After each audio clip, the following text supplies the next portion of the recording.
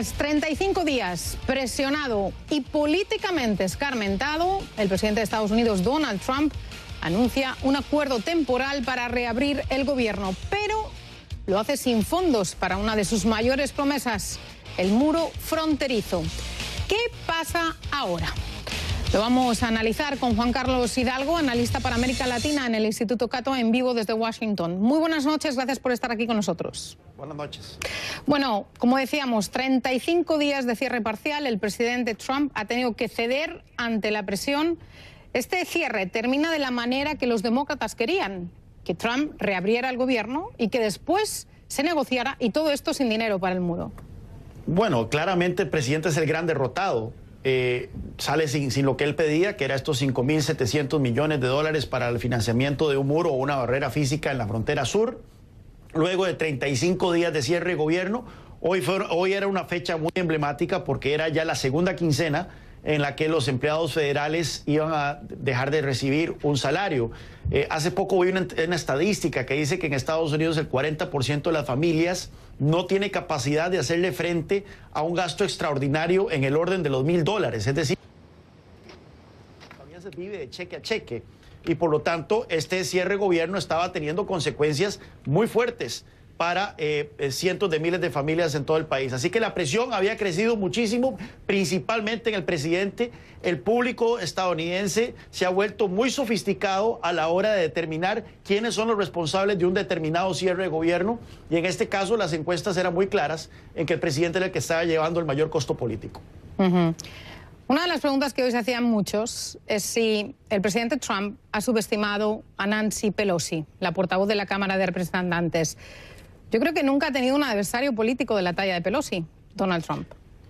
Yo creo que hay un poco de misoginia. Estoy ya tratando de leer entre líneas, pero si recordamos aquella reunión infame que hubo en la Casa Blanca, en el Salón Oval, entre los líderes demócratas y el presidente, vimos una actitud del presidente en donde básicamente ninguneaba a Nancy Pelosi, la interrumpía, no la volvía a ver mientras ella hablaba, le hablaba a Chuck Schumer, el líder del Senado.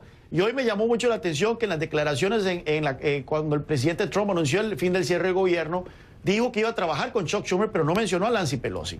Así que claramente hay una relación muy deteriorada entre la presidenta de la Cámara de Representantes y el presidente. Nancy Pelosi había dicho que ella no iba a permitir que Donald Trump diera su discurso del Estado de la Unión la próxima semana, si el cierre de gobierno persistía. Así que claramente hay una relación deteriorada ahí que trasciende lo político. Ahora, ¿cuál va a ser el impacto de este cambio de opinión, de esta reapertura del gobierno en su base, en todos aquellos que votaron a Donald Trump en las pasadas elecciones? ¿Ha perdido Donald Trump su confianza?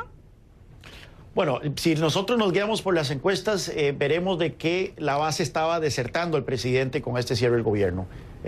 Trascendieron declaraciones del presidente en una conversación que tuvo con su jefe de gabinete, en donde dijo: nos están matando con este cierre de gobierno. Es decir, él estaba viendo las encuestas que indicaban que le estaba generando un costo político allende de su base política. Recordemos que él toma a veces decisiones muy impopulares, pero son populares con su base. En este caso parece que la base estaba también volviéndose contra él. La gran pregunta es qué va a pasar dentro de 3 semanas. Dentro de 3 semanas nuevamente se supone que habría otro cierre de gobierno si no hay un acuerdo, y el presidente fue muy claro hoy en que va a insistir sí o sí en financiamiento para un muro o una barrera física en la frontera sur entre México y Estados Unidos. Los demócratas han dicho que no quieren eso. Y sabemos que su base política, los comentaristas conservadores en televisión y radio, han denunciado al presidente cada vez que huelen que el presidente está dispuesto a aceptar un acuerdo que no incluya ese muro. Así que el presidente está contra la pared, ciertamente. Ahora, ¿Trump ha obtenido algún tipo de victoria política de este cierre parcial? No, yo creo que por más que se le trate de buscar... O sea, tal vez siendo un poco generoso con el presidente, uno podría decir que cuando uno ve las posiciones de ambos bandos, el presidente Trump fue el que trató de moverse un poco más.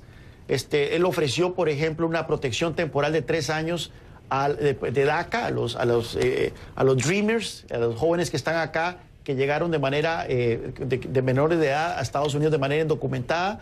Él también habló de que no necesariamente tenía que ser un muro, que podía ser una cerca, una barrera física, mientras que los demócratas se mantuvieron incólumes en que no iban a encontrar al presidente en el medio. Tal vez, si somos generosos, entonces podríamos decir de que alguna lectura posterior podría decir que el presidente fue el que mostró más voluntad de acercarse a un acuerdo. Sin embargo, por el momento, la derrota es clara. El presidente tuvo que ceder, tuvo que permitir la apertura del gobierno y no sacó nada a cambio. Es una victoria también para el Partido Demócrata y sobre todo para Nancy Pelosi. Porque otro de los factores de este cierre parcial era su impacto económico. ¿Van a permitir los demócratas que se vuelva a cerrar el gobierno? Sería perjudicial también para ellos. Bueno, se supone que los demócratas son el partido del buen gobierno y entonces claramente a ellos también los estaba afectando el hecho de que los empleados federales pasaran casi que más de un mes sin recibir paga. Mira, yo siento de que no hay ánimo político, no hay apetito político para otro cierre de gobierno. Si bien los demócratas podrán clamar una victoria, es una victoria un tanto pírrica, puesto que todo el mundo ha quedado con un gran sabor, mal sabor de boca.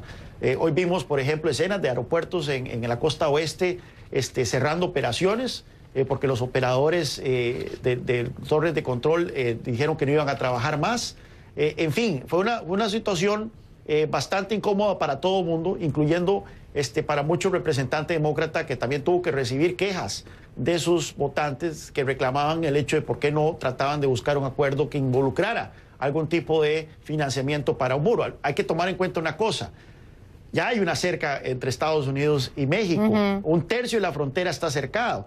Todos los senadores demócratas que actualmente están en el Senado votaron en el 2013 por el financiamiento de una barrera física, de un muro entre Estados Unidos y México. Entonces, claramente también ellos tenían que dar cuentas de por qué ahora están con esta tesitura de no financiar un muro, por qué estaban dispuestos a cerrar el gobierno federal al respecto cuando lo hicieron, financiaron un muro hasta el 2013.